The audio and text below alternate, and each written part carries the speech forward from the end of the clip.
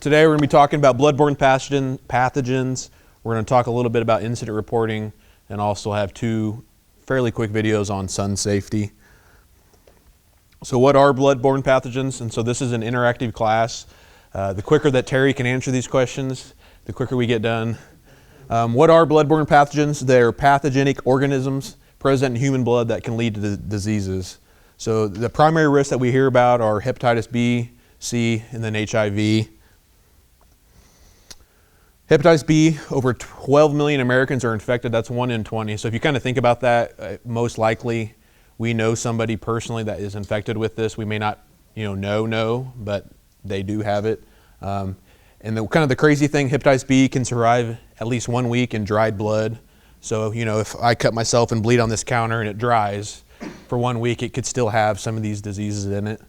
Up to 40,000 people in the U.S. will become infected each year.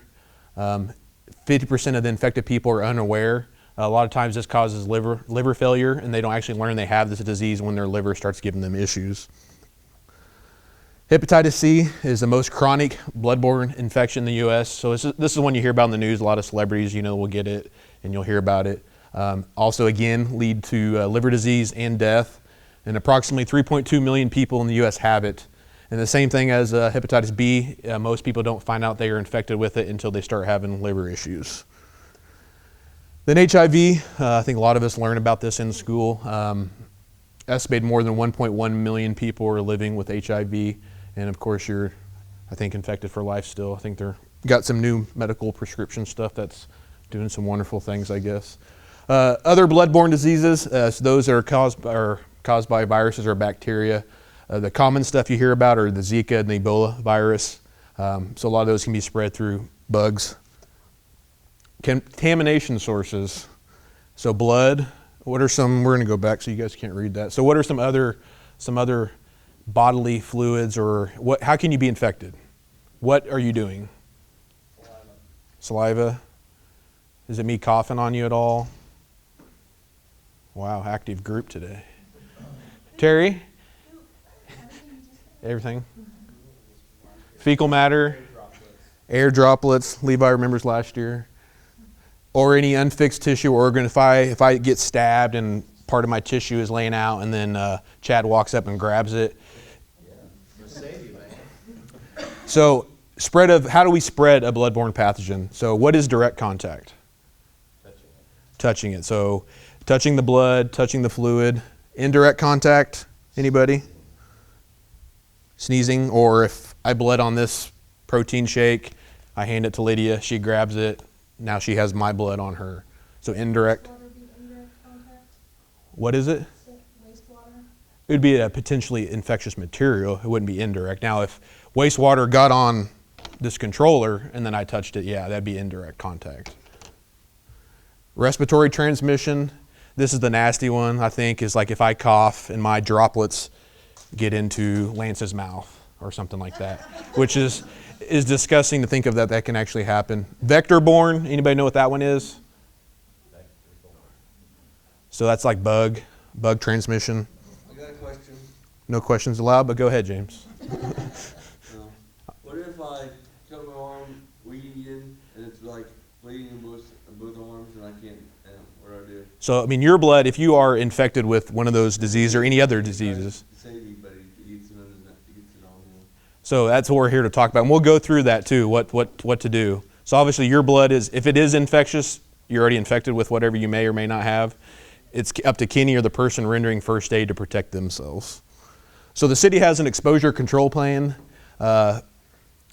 Basically, the exposure control plan is to determine concerning which employees may have an elevated exposure to blood infectious material. Wastewater operators, water operators, I don't know what PD offers for their officers, but our operators are offered the Hep B shots, series of 3. Temporary workers, so like pool staff and I think latchkey, are not offered the 3 series because it's a 6-month process to get all your shots, and by the time that's, at least for lifeguard staff, by the time that's done, the summer's already over. The contaminated laundry, I did not check into this. I'm not sure if they still take it to alterations or if that even exists anymore, but if you do your normally daily operations, if you get it on your uniform, contact your supervisor and they can point you in the right direction. I already talked about Hep V vaccines. So the exposure control plan outlines the post-exposure evaluation and follow-up. So there's a separate form if you get exposed to having an incident that you fill out separate from the incident report. Controlling exposures, we always are going to treat blood or any other bloody fluids as if they are contaminated. The reason why I bring up those, hepatitis B, hepatitis C, and HIV is because that is the risk. I mean, I do not want to be any of my guys or any of us here, for that matter, doing their normal routine job and don't take the precautions and touch this material, and now they're infected for life. I mean, one bad decision, hey, I'll clean it up real quick, no big deal. And then next thing you know, maybe 10, 20 years down the road, you start having a liver failure and you have no idea how you got hepatitis B or C. So, I mean, these small decisions we make can affect us or our families forever. So treat it all as it's contaminated, proper cleanup and decontamination. Does anybody remember the proper dilution rate for bleach? 1 to 10. So personal protective equipment, what are some of the items we're going to use to clean up that? Are we just going to walk out there in gloves? Face masks if we need it. I know sometimes we've used the big hazmat type jumpsuit, safety glasses, apron, smocks, CPR pocket masks for lifeguards. So your guys' responsibility, it's our job as, the city to provide you with this material. It's your job to make that determination if an event happens to wear it. If we don't have the material available, that's your job as well to let us know that, hey, this safety equipment we don't have any more of it, we need to order more, or maybe it doesn't function properly. Also care and clean and maintain it. It's in this training. Ask questions and notify us when repairs or replacement are needed. Cleanup and decontamination. Wear the gloves and all of the personal protective equipment. Use the appropriate disinfectant. How long do you, the dried blood, should you let that bleach? After you wipe it up and you spray it with the 1 to 10 solution, how long should you leave it there before it technically kills any bacteria or viruses in the blood? 5 minutes. 30 minutes. 30 minutes. So not only that, but also clean and disinfect contaminated equipment and work surfaces. If I spill something here, I'm probably going to disinfect this in case the next person doesn't grab it and potentially get blood on it. Also, after you get done cleaning up, what do you want to do? Wash yourself or your hands with hot water, soap, and of course, properly dispose of contaminated PPE and towels and rags, or etc., in your biohazard bags. I think everybody knows where those are at, right?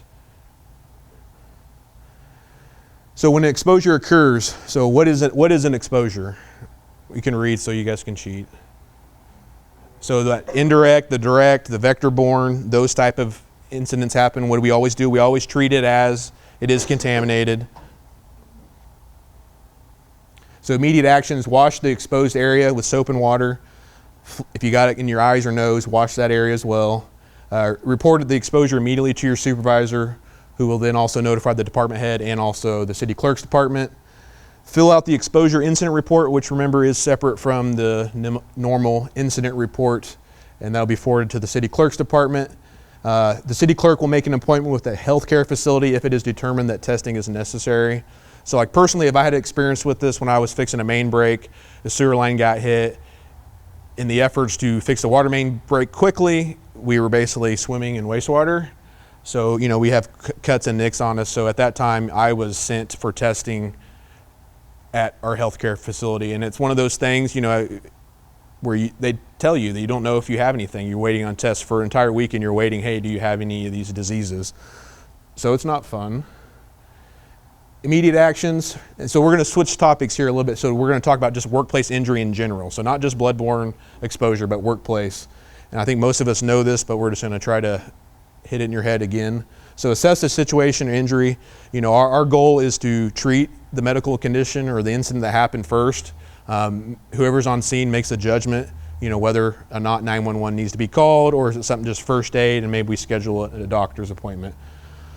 But of course, if 911 is necessary, call that. That's your first thing to do, is get them help.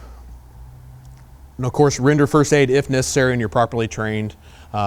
If something major happened and you're not trained, like Kyle, he has some experience on first aid and emergency scene stuff, and obviously law enforcement as well. Term of the doctor's appointment is necessary. If so, those are always held at Hayesville Family Med Center, and those are always scheduled through the city clerk's department. Complete a city-issued incident report as soon as possible, and of course, get your first aid, your medical first, and then soon after, do your incident report. If you're seen by a doctor, like I said, Hayesville Family Med is our work comp doctor. It is our only one. Basically, if you go there and you need to be seen by a specialist, there's proper procedures. So you can't just get hurt and go to a doctor or go to your family doctor. If you're seen by them, they will give you a authorization for workers' comp medical treatment form before you leave the office. So we're saying you get hurt, you're going to go to Hayesville Family Med Center. They're going to give you this sheet back. It's an important sheet because if you have any restrictions, it tells the city clerk's department, your supervisor, and your department head what limitations you may or may not have. So it's very important that when you leave the office, you get that back, because again, the city doesn't want you going above and beyond whatever your injury is and getting hurt even worse. So make sure they give that back. If they don't, ask them. If not, get with city clerk's department.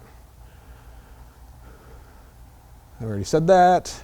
So notify your supervisor or assistant city clerk of all follow-up appointments, and follow your plan that your doctor's given you. If they lay you out for a specialist or physical therapy, I mean, if you schedule an appointment, go to it. I mean, we want you to get healed 100%. So participate fully in your treatment.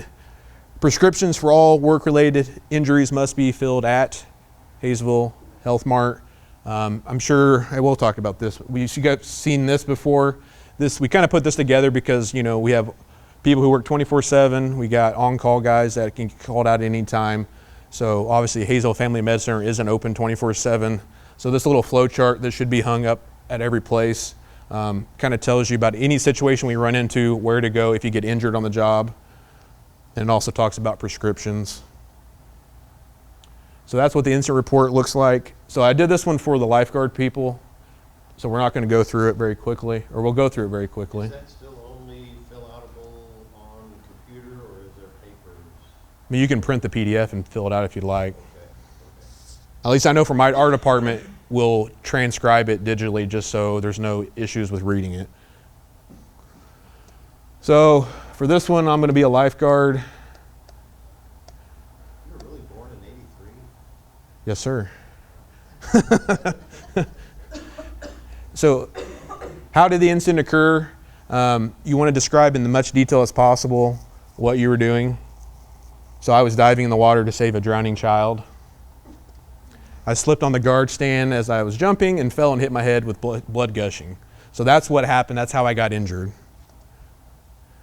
How many hours was employee on duty prior to incident? So that's important because if I've already worked 12 hours or 15 hours or longer and then I get hurt, we can look at, was I just too tired? Should I not have been here in the first place?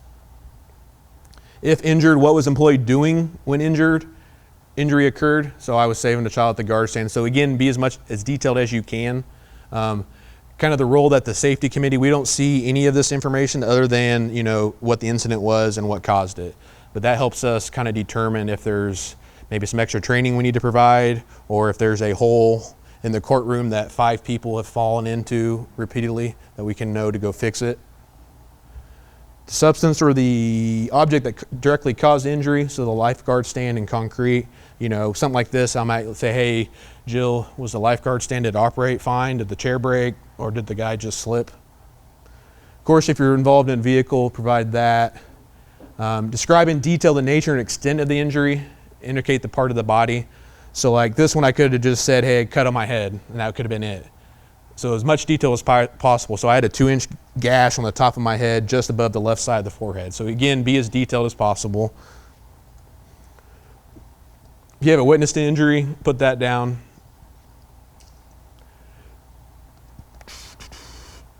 So sometimes like this worker admitted to hospital or a doctor's appointment, we had one just last week to where they filled the incident report out and then they did go to the doctor. So we had actually 2 incident reports where we updated it with the new doctor information.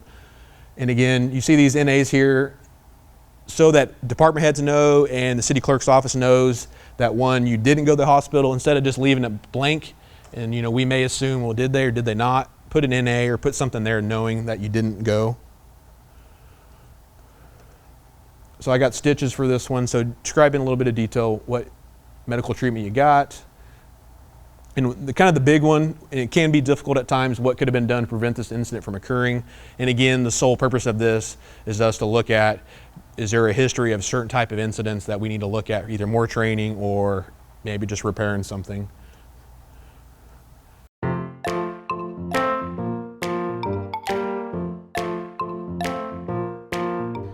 A 24-year-old worker spent most of the morning welding steel inside a machine shop. Although he was not exposed to the sun, the outside temperatures topped 86 degrees that day, and the heat and humidity made it uncomfortable. At lunchtime, the man sat in the air-conditioned lunchroom, but did not eat anything, complaining that he did not feel well. He drank a bottle of water before returning to work. At 3:40 p.m., a co-worker found the man lying between cars in the employee parking lot. He was transported to a hospital where they diagnosed him with heat stroke. His internal temperature had reached 109 degrees. After a couple days in the intensive care unit, he recovered and eventually returned to work. Another man in the same town was not so lucky. He had been working on a roof during a day when the temperatures reached 95 degrees. Drinking water was available at ground level, but he did not want to waste time going up and down the ladder, so he waited until break time to climb down for a drink. After working 2 hours, he took a break and headed for the ladder. As he neared the edge of the roof, he told a coworker he felt dizzy, then collapsed and fell off the roof, falling 15 feet headfirst to the concrete pavement. He died of massive head injuries. When you combine high temperatures or high humidity with strenuous physical activity, you increase the chances of becoming dehydrated. Proper precautions can help stave off a rising internal body temperature, because as your internal temperatures continue to rise, it will eventually lead to heat rash, heat cramps, heat exhaustion, or a more serious medical emergency known as heat stroke. People with heart conditions, those who are overweight, on certain medications, over 65 years of age, or those with high blood pressure are more susceptible to heat stress. Stay properly hydrated when working in hot areas.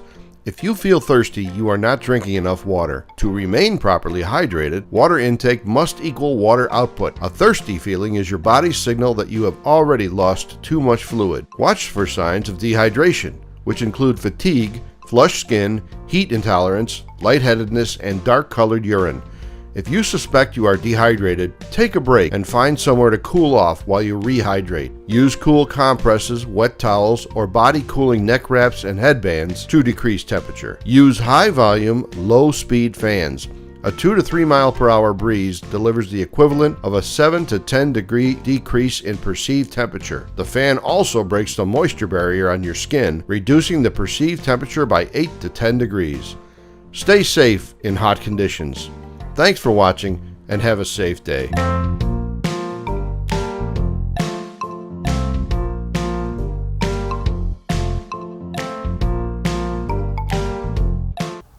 Yeah, so weakness, rapid breathing, moist, pale skin. And the biggest thing I've actually witnessed this and seen people go through this, I mean, they just are not themselves, period. And for any of you who have seen somebody go through some of this stuff, it's almost like an out-of-body experience. They think that they're okay, but you can look at Kyle and be like, Kyle's not okay. So, talking to like Jill over the life pool, she gets a lot of this with patrons coming over the pool and not staying dehydrated and swimming all day. She said the best thing you can do is put like cool rags or towels underneath their armpits or their groins. That's the best way to get their body temperature down. But I mean, look out for each other, I think, is the biggest thing that we can do. Take breaks if needed, and drink lots of water.